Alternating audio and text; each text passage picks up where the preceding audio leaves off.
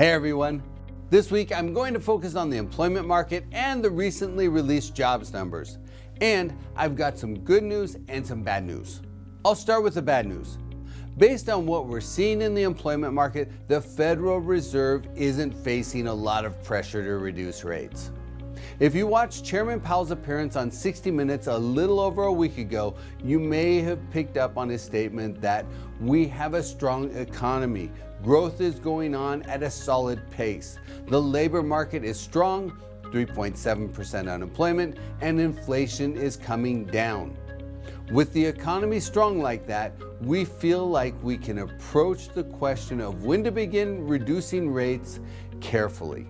Powell went on to say the kinds of things that would make us want to move sooner would be if we saw weakness in the labor market or if we saw inflation really persuasively coming down.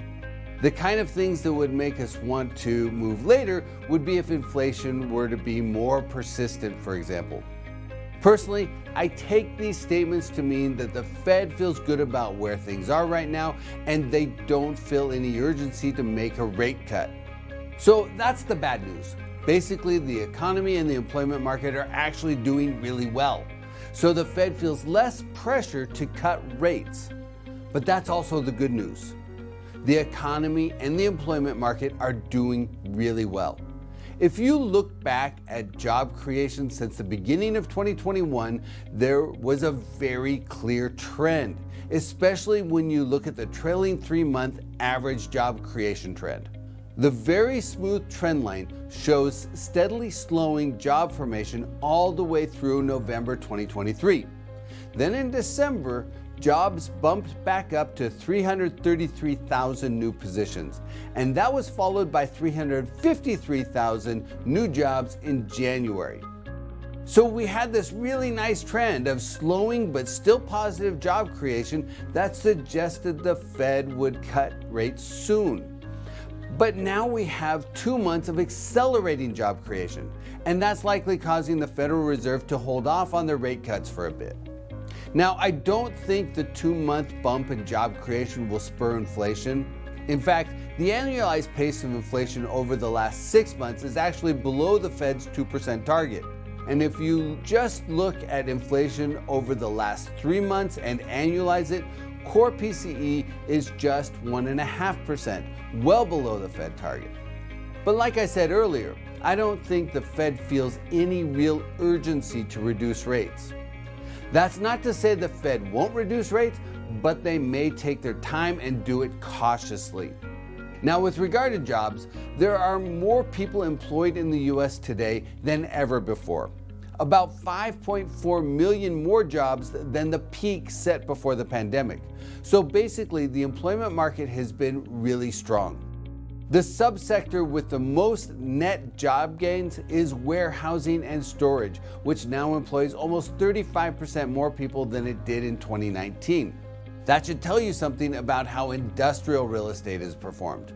Professional and business services, which historically supported office demand, is now 7.2% higher than it was before the pandemic. And in the fourth quarter of 2023, an additional 21 million square feet of office space was filled. That's the first quarter of positive office absorption since the second quarter of 2022. Construction employment is 6.9% above pre-pandemic levels, which makes sense as apartment completions are expected to reach a record 480,000 units in 2024. And industrial completions, which delivered a record 423 million square feet in 2023, is set to complete a still elevated 360 million square feet in 2024. But there are still employment subsectors that have fewer jobs today than they did before the pandemic, like clothing stores, where employment is down by 13.4%, and the accommodation subsector, which is basically hotel employment, which is down by 9.2%. But here's my point. The US employment market is very robust. And at the same time, inflation over the last 6 months has been below the Fed's target of 2%. As a result, looking at it from the Fed standpoint and considering the Fed's dual mandate to achieve maximum employment and keep prices stable, the economy is pretty much in the Goldilocks zone. So the Fed's decision to hold off on rate reductions honestly makes sense. But looking forward, the overnight rate is probably too restrictive, and the Fed knows that, which is why they're clearly signaling a rate cut this year. We don't know exactly when or by how much, but we do know what the trajectory will be. And that's why many commercial real estate investors are positioning to deploy more capital this year. We still face risks, and on that 60 Minutes interview, Chairman Powell enumerated the many risks that are still out there. But the overall outlook remains favorable. The big questions center on timing, which is why investors need to keep their eyes on the horizon.